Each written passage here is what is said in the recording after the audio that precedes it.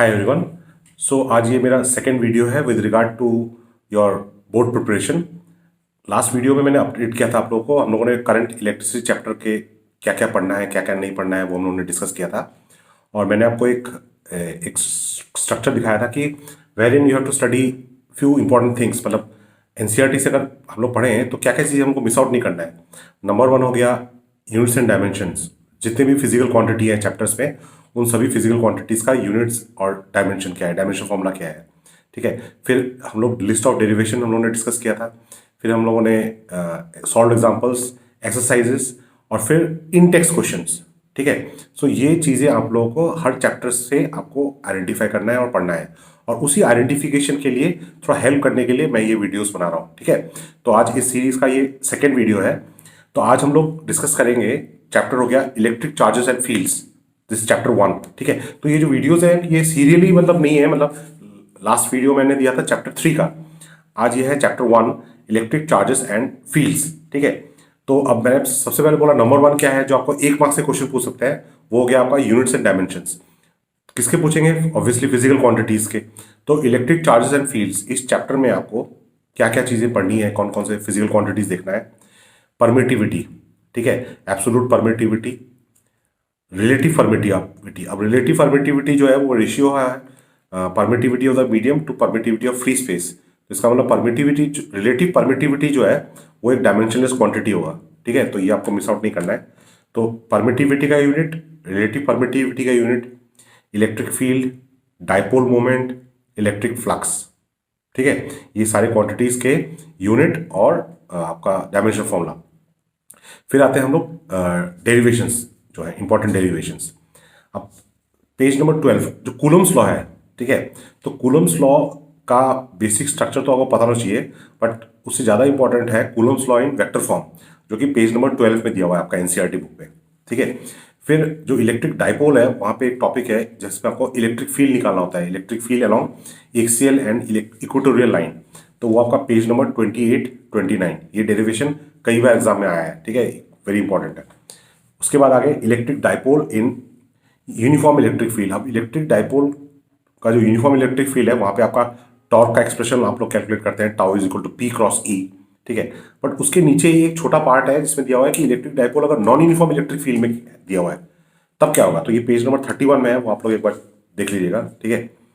तो page number 31 में electric dipole in uniform electric field, ये expression for torque in uniform electric field, ये कई बार एग्जाम में पूछा है। ठीक है।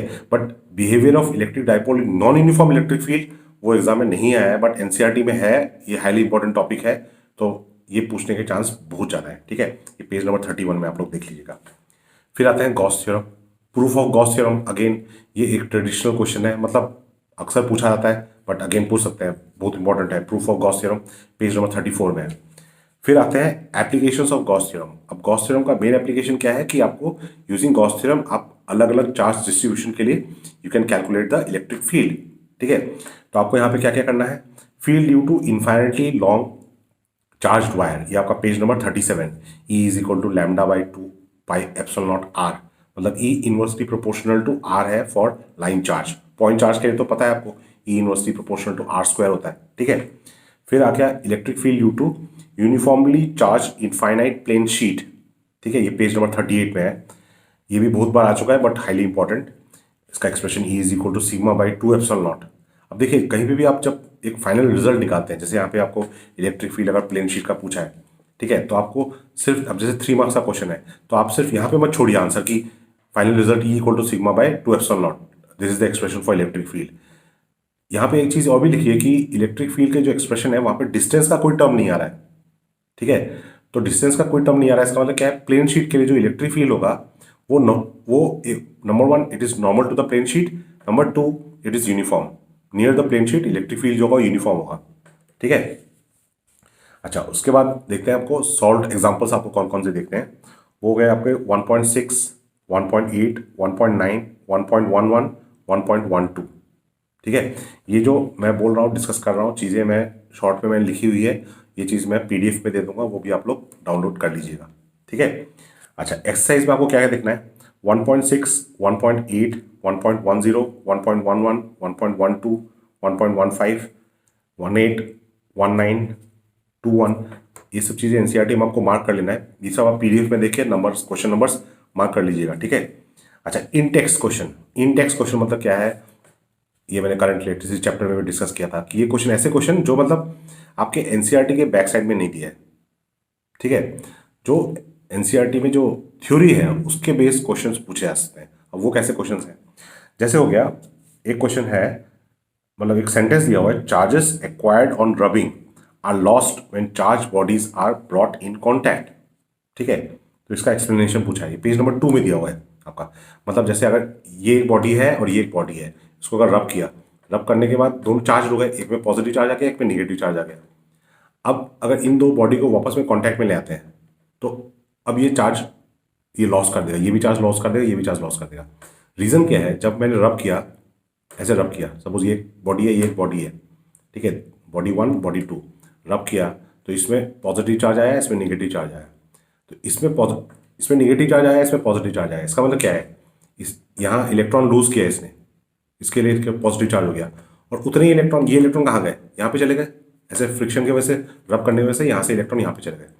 अब जितने इलेक्ट्रॉन यहाँ लूज किए वो इतने इलेक्ट्रॉन यहाँ पे गए हैं। यहाँ एक्सेस इलेक्ट्रॉन है, इसमें एक्सेस इलेक्ट्रॉन है, इसमें निगेटिव चार्ज है, इसलिए मगर इसमें जितना निगेटिव चार्ज है इसमें उतना ही तो पॉजिटिव चार्ज होगा, क्योंकि यहीं से तो इलेक्ट्रॉन यहाँ पे गया है। तो वापस जब मैं कॉन्टैक्ट में ले आऊँगा तो क्या होगा, वो चार्जेस एक दूसरे को नलीफाई कर देंगे, ठीक है। तो ये चीज़ आपको एक्सप्लेन करना है, वहाँ पे लिखा हुआ है एनसीईआरटी में, पेज नंबर 2 में देखिएगा, लास्ट पैराग्राफ में। फिर आ गया gold leaf electroscope, page number 3 और 4 में दिया हुआ है। Properties of conductors and insulators, अब properties of conductors and insulators page number 5। अब देखिए, कंडक्टर्स और इंसुलेटर्स में एक प्रॉपर्टी की, कंडक्टर में फ्री चार्जेस होते हैं, कंडक्ट कर सकता है इलेक्ट्रिसिटी। इंसुलेटर्स में फ्री चार्ज नहीं होता है, वो कंडक्ट नहीं कर सकता इलेक्ट्रिसिटी। ये तो डेफिनेशन, ये डिफरेंस हर कोई लिखेगा, ठीक है। ये वहाँ पे एनसीईआरटी में भी दिया हुआ है। बट एक और एडिशनल चीज़ लिखी हुई है कि अगर एक कंडक्टर है और इसमें आप चार्ज देते हैं तो ये चार्ज है पूरे सरफेस में डिस्ट्रीब्यूट हो जाएगा, ठीक है, पूरे सरफेस में डिस्ट्रीब्यूट हो जाएगा। बट अगर ये इंसुलेटर है और इसमें अगर आप चार्ज देते हैं तो जो चार्ज जहाँ पे देंगे ना वहीं पे रहेगा, ये वो डिस्ट्रीब्यूट नहीं होगा, ठीक है। ये अलग और एक इंपॉर्टेंट डिफरेंस है। तो properties of conductors and insulators. फिर question number 4, which conservation principle is followed by electrostatic induction, ठीक है। तो इलेक्ट्रोस्टैटिक इंडक्शन में कौन सा प्रिंसिपल फॉलो करते हैं, कौन सा कंजर्वेशन प्रिंसिपल, तो कंजर्वेशन ऑफ चार्ज, ठीक है, ये आपको लिखना है। ये पेज नंबर 6 में है। अब रीजन वहां पे नहीं दिया है, ठीक है। What do you mean by quantization of charge, तो charge on a body is integral multiple of elementary electronic charge Q is equal to plus minus NE, page number 7 में है। प्रॉपर्टीज ऑफ चार्ज में ये property, important property. अच्छा, फिर एक property है, quantisation is not followed at macroscopic level. Macroscopic level में quantisation क्यों फॉलो नहीं करता है, तो ये पेज नंबर 7 में इसका एक्सप्लेनेशन दिया हुआ है। फिर हो गया validity of Coulomb's law. Coulomb's law valid कब वैलिड होगा, तो ये पॉइंट चार्ज के लिए वैलिड होता है और स्टैटिक होना चाहिए, ठीक है। चार्ज का साइज छोटा होना चाहिए और चार्ज स्टैटिक कंडीशन होना चाहिए। फिर कूलम्स लॉ से डेफिनेशन ऑफ 1 कूलम ये पूछ सकते हैं, पेज नंबर 11 में दिया हुआ है। सिग्निफिकेंस ऑफ इलेक्ट्रिक फील्ड, ये क्वेश्चन भी रिसेंटली जितने भी पेपर्स मैंने देखे हैं क्वेश्चन पेपर, उसमें तो ये क्वेश्चन मुझे देखा नहीं है, ठीक है। बट ये physical significance of electric field page number 20 और 21 में है। तो ये भी मतलब मेरे हिसाब से एटलीस्ट 2 मार्क्स के लिए क्वेश्चन आ सकता है। फिर आपको इलेक्ट्रिक फील्ड लाइंस ड्रॉ करने के लिए दे सकते हैं, तो ये पेज नंबर 25 में कुछ डायग्राम्स दिए हुए हैं इलेक्ट्रिक फील्ड लाइंस के, वो आप लोग ड्रॉ करके प्रैक्टिस कर लीजिएगा विद लॉजिक, ठीक है। डायग्राम को रटना नहीं है, लॉजिक समझना है कि पॉजिटिव चार्ज है तो इलेक्ट्रिक फील्ड लाइंस चार्ज से अवे जाएंगे, अगर नेगेटिव चार्ज है टुवर्ड्स जाएगा। तो ये सब चीज़ें आपको पता होना चाहिए। Properties of electric field lines, फिर प्रॉपर्टीज के ऊपर एक्सप्लेनेशन भी पूछ सकते हैं, जैसे Y electric field lines can never intersect, ठीक है। फिर आ गया physical significance of electric dipoles, तो ये भी रिसेंटली पूछा नहीं गया है, ठीक है। तो ये एक अच्छा क्वेश्चन है, पूछा सकता है, page number 29, physical significance of electric dipoles. फिर आ गए हम लोग important features of Gauss's law, ठीक है। अब इसमें एकदम पॉइंट्स दिए हुए हैं आपके, अच्छी तरह से पॉइंट्स में एक्सप्लेन किया गया है। पेज नंबर 34 आपका एनसीईआरटी में, पेज नंबर 34। तो यहाँ पे जैसे यहाँ पे लास्ट की तरफ दिया हुआ है पॉइंट्स, ठीक है। तो यहाँ पे दिया हुआ है जैसे Gauss law is true for any closed surface no matter what is the shape और साइज, ठीक है। The term Q on the right side of the Gauss law includes sum of all the charges enclosed by the surface, ठीक है। Charges में be located anywhere inside the surface, surface के अंदर कहाँ पे लोकेटेड है उसके ऊपर डिपेंड नहीं करता है, बट चार्ज अगर सर्फेस के अंदर है तो वो फ्लक्स को कंट्रीब्यूट करेगा। ठीक है, in the situation when surface is so chosen that there are some charges inside and outside, the electric field is due to all the charges. मतलब फ्लक्स जो है वो सिर्फ अंदर के चार्ज के लिए होता है, गॉसियन सरफेस जो है उसके अंदर जो चार्ज है उसके लिए फ्लक्स होता है, बट जो इलेक्ट्रिक फील्ड है, ठीक है, phi equal to E dot d s, तो जो ई है वो इलेक्ट्रिक फील्ड जो है वो गॉस थ्योरम, जो गॉसियन सरफेस है उसके अंदर जो चार्ज है उसके लिए भी होगा, और जो चार्जेस सरफेस के बाहर है वो भी इलेक्ट्रिक फील्ड को कंट्रीब्यूट करेंगे। ये पॉइंट नंबर 3 है। फिर पॉइंट नंबर 4 हो गया, the surface that we choose for application of Gauss's law is called Gaussian surface. ठीक है, you may choose Gaussian surface and apply Gauss law, however take care not to let the Gaussian surface pass through any discrete charge. मतलब Gaussian surface जो है वो किसी charge से पास नहीं हो सकता है। ठीक है, this is because electric field due to a system of discrete charges is not defined at the location of charge. मतलब आप जहां पे चार्ज है, E is equal to point charge के लिए E equal to 1/4πε0 Q/r², but जहां पे charge है वहां पे इलेक्ट्रिक फील्ड का वैल्यू हम लोग वहां पे R इक्वल टू 0 होगा, तो R इक्वल टू अगर 0 हो गया तो E तो इन्फिनिटी होगा, तो डिफाइन नहीं कर पाएंगे। तो इसलिए जहां पे चार्ज है वहां पे हम लोग गॉसियन सरफेस नहीं लेंगे। ठीक है, क्योंकि गॉसियन सरफेस में तो इलेक्ट्रिक फील्ड का वैल्यू हम लोग कैलकुलेट करेंगे, अब चार्ज के साइड पे तो इलेक्ट्रिक फील्ड का वैल्यू हो नहीं सकता। ठीक है, तो हमको गॉसियन सरफेस ऐसे ड्रॉ करना है कि चार्ज या तो सरफेस के अंदर है या चार्ज सरफेस के बाहर है। ठीक है, Gauss law is often useful towards a much easier calculation of electrostatic field. अब ये तो एप्लीकेशन ऑफ गॉस लॉ हो गया ना, कि गॉस लॉ यूज करके हम लोग इलेक्ट्रिक फील्ड कैलकुलेट करते हैं, अलग अलग चार्ज डिस्ट्रीब्यूशन के लिए उन्होंने कैलकुलेट किया है, लाइन चार्ज के लिए, प्लेन शीट के लिए। ठीक है, finally Gauss law is based on inverse square law dependence contain in Coulomb's law.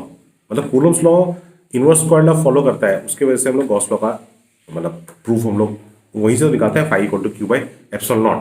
ठीक है, any violation of Gauss law will indicate departure from inverse square law. मतलब अगर इनवर्स स्क्वायर लॉ फॉलो नहीं करते हैं, अगर नहीं हुआ तो वहां पे गॉस लॉ वैलिड नहीं होगा। ठीक है, तो ये हो गया आपके 1 2 3 4 5 6 पॉइंट्स हैं। ठीक है, तो ये आपके पेज नंबर 34 और 35 में दिया हुआ, ये आप लोग एक बार देख लीजिएगा। ठीक है, सो ये सारी चीजें थी chapter 1 electric charges and fields. ठीक है, इसके बाद मैं नेक्स्ट वीडियो अपलोड करूंगा chapter 2 electrostatic potential and capacitance, वो भी मैं विद इन नेक्स्ट 24 आवर्स में पूरी कोशिश करूंगा अपलोड करने के लिए। ठीक है, सो आप अच्छी तरह से विद फुल कॉन्फिडेंस प्रिपरेशन करते रहिए। ठीक है, और मेरी तरफ से भी मैं जितना हो सके मैं हेल्प करने की कोशिश करूंगा, सो दैट मतलब आपका और मेरा गोल यही है कि बोर्ड एग्जाम में रिजल्ट एकदम बहुत अच्छा होना चाहिए। और ठीक है, तो जेईई मेन एग्जाम के लिए भी आप लोगों को मेरी तरफ से बेस्ट विशेस, गुड लक।